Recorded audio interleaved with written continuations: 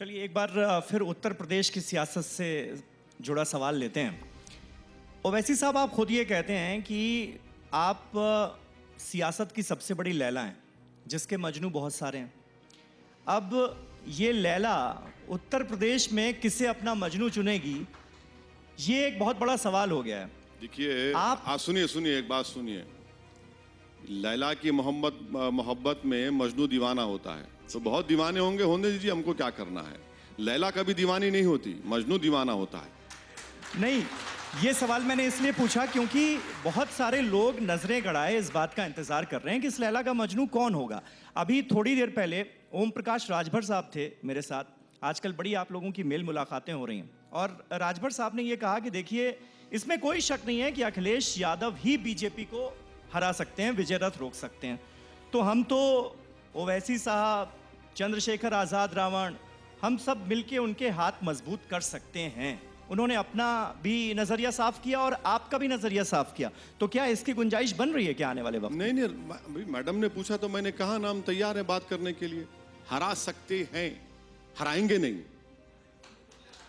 हरा सकते हैं जब आप सबको साथ लेंगे।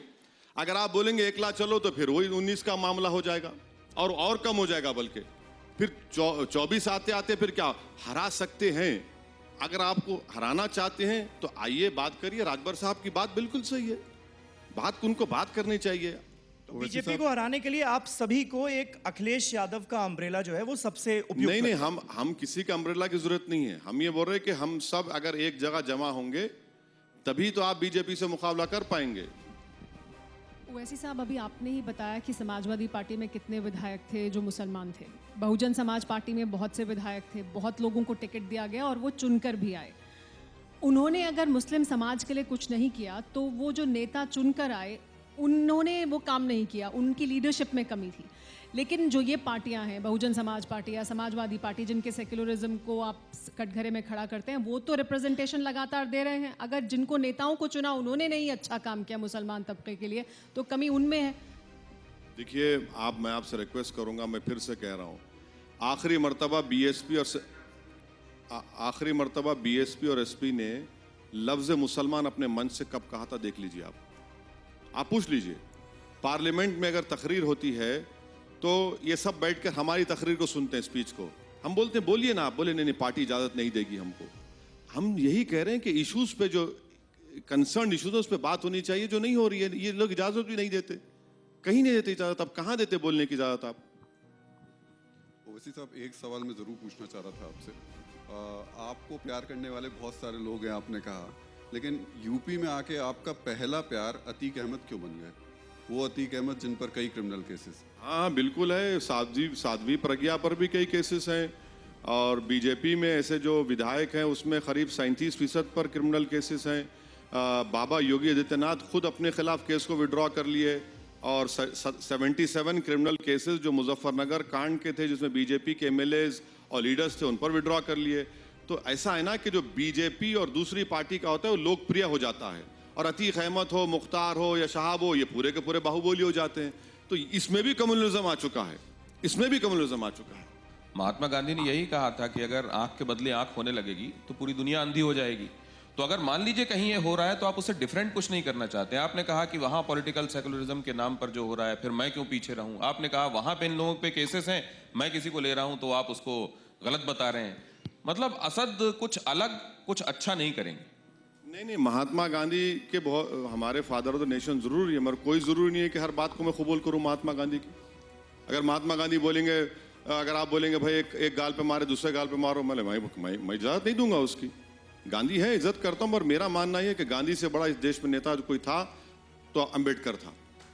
हर एतबार से गांधी अपनी जगह पर है, मैं उसको उनकी बेइज्जती नहीं कर रहा हूं। यकीनन हमारे मुल्क के फादर ऑफ द नेशन है, बाबा कौम जो उर्दू है, मगर लॉ तो इजाजत दे रहा है ना इलेक्शन लड़ने की। ये जो आपकी अदा है, मैं इस पे भी थोड़ा ध्यान खींचना चाहता हूँ सभी लोगों का, कि जब कभी अकबरुद्दीन ने जो कहा था उसकी तरफ ध्यान खींचा जाता है तो कह दिया जाता है कि देखिए वो कोर्ट में है, मैं उस पर बात नहीं करूंगा।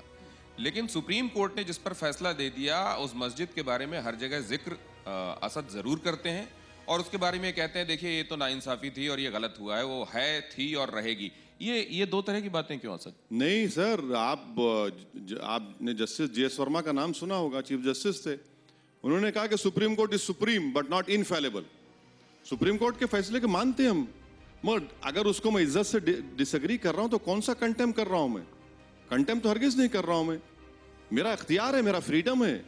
मैं सुप्रीम कोर्ट की इज्जत करता था, हूं और रहूंगा, मगर डिसएग्री करना भी मेरा एक राइट है। अगर बाबरी मस्जिद के क्रिमिनल केस में किसी पर कन्विक्शन नहीं होता तो मेरा हक है पूछना कि फिर किसने किया, फिर ये कैसा जजमेंट ऐसा आ गया? और फिर सुप्रीम कोर्ट ने ये कहा कि 6 दिसंबर का तोड़ना एग्रीगियस था, गलत था, और फिर सुप्रीम कोर्ट ने कह दिया कि एक ट्रैवलर्स लॉ के ऊपर आपने जजमेंट दे दिया। तो मेरा राइट है, यकीनन वो फाइनल कोर्ट है, उसमें कौन डिनाई कर रहा है? मैं बिल्कुल उसको मानता हूं। मगर एक बात देखिए, स्पीच की आप बात करें, आपने देखा कि यूनियन होम मिनिस्टर जो लखीमपुर खीरी के 2 दिन पहले क्या कहा था? 2 मिनट में ठीक कर देंगे। देख लिया आपने, 8 लोग मर गए। अब चलाइए, बोलिए आप क्या बोलेंगे उसके बारे में।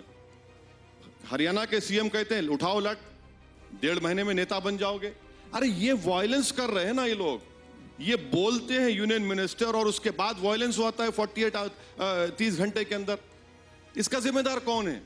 8 लोग मर गए लखीमपुर में, 4 किसान मर गए, दूसरे बेचारा एक रिपोर्टर मर गया, आपका जर्नलिस्ट एक मर गया। क्यों मरा? बोल उन्हें स्पीच दिया, स्पीच देकर कहा कि 2 मिनट उन्हें ठीक कर देंगे।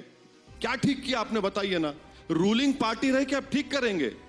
आप देश के होम मिनिस्टर हैं, आपके हाथ में देश की व्यवस्था को, अमन को बरकरार रखना, और आप खुद ही इस तरह की अनाप शनाप, इस तरह की गंदी जबान इस्तेमाल करते हैं और पूरा वायलेंस इरप्ट हो चुका है, खून बह रहा है पूरे यूपी में। तो यही तो हम कह रहे हैं कि आप जब बोलेंगे तो आपके मुंह से अल्फाज ऐसा निकल रहे हैं जैसा कि पूरा शराफत के अल्फाज निकल रहे हैं, और हमारे मुंह से निकल रहा है गंदगी निकल रही है। ये कैसे होगा? आप तो सत्ता में है ना, एक मिनिस्टर की ये रिस्पॉन्सिबिलिटी, ये जबान होनी चाहिए कि आप बोलेंगे हम ठीक कर देंगे 2 मिनट में। देखिए क्या हुआ, देख रहे हैं ना। किसी का पक्ष नहीं लूंगा, लेकिन मैं आपसे नहीं, ये जानना चाहता हूं। नहीं, आप किसी बात को इसलिए सही कहते हैं। मैं ये नहीं कह रहा हूं कि आप किसी 4 बातें हो रही हैं तो मेरी 3.5 सही है या मेरी 4.5 सही है, आप ये कहना चाह रहे हैं? नहीं, मैं तो कह रहा हूं मेरी पूरी बात सही है मेरी। कौन कह रहा है 3.5 सही है? हम तो पूरी बात सही कह रहे हैं। बताइए हम जितनी बात कहें झूठ कहें क्या?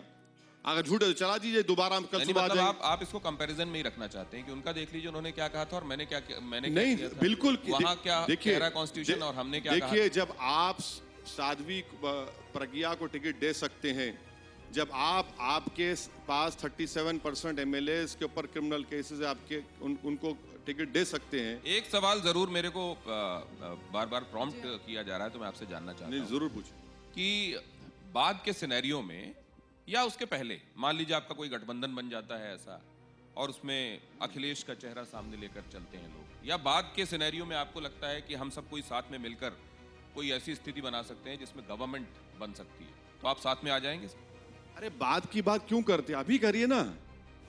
हम तो अब करने की बात कर रहे हैं। राजभर साहब ने कहा अब करिए, शिवपाल साहब के पास हम जाकर बैठे, चंद्रशेखर भी थे, हम बोले अब करिए ना, करने को अब तैयार नहीं है आप।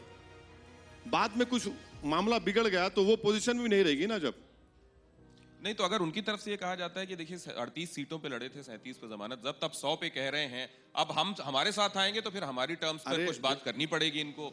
देखिए, चलिए आप बात करवा दीजिए, इसी बात पर चलिए। नहीं तो उनको क्या बोलूं मैं कि कितनी सीटों पे बोलेंगे? नहीं, मैं उनको क्या बोलूं कितनी सीटों पे रजामंद हो रहे हैं? वो सुन रहे होंगे TV9 भारतवर्ष। नहीं, हमारी हर बात सुनते हैं, हर बात सुनते हैं। बगैर सुने नींद नहीं आती इनको। और उनको बता दीजिए कि इतनी सीटों पे अगर आप आ जाते हैं तो। अरे भाई, हम तो कह रहे हैं कि आप राजभर साहब से बात करिए, शिवपाल साहब से बात कर लीजिए। आप करिए ना बात, क्यों नहीं करते बात? हमसे बात नहीं कर रहे, मत करिए, इन दोनों से करिए।